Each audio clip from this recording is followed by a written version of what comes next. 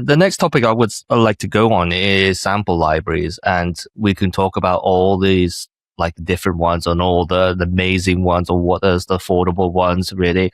But I would like to go into the ones that are the very go-to ones.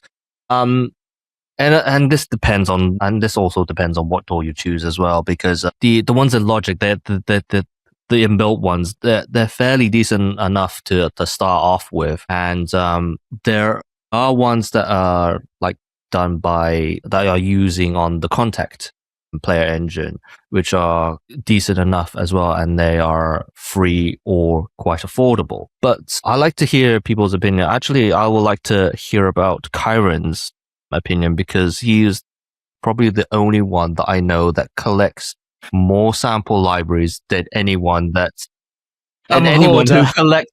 Yeah, you collect sample libraries more than people collect Pokemon cards, really.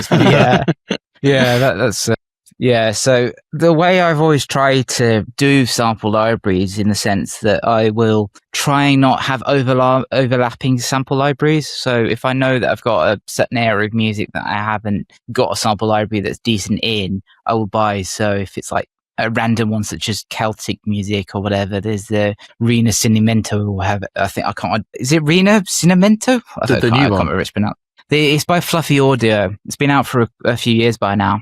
But it's got things like harps, chords, and flutes and recorders in it, and theorbos, and really kind of Renaissance instruments, and quite interesting. Some of the instruments I wish could be better recorded, but it's a well-rounded library. And then the two companies I use for everything orchestral is 8Dio and East West when it comes to their libraries, because I've had the oldest library I've got is Symphonic Orchestra, because the collection doesn't exist anymore, because they've long since switched to different things, and it would come from the US on a hard drive. This is before SSDs were probably standard, so you just plug it into your computer.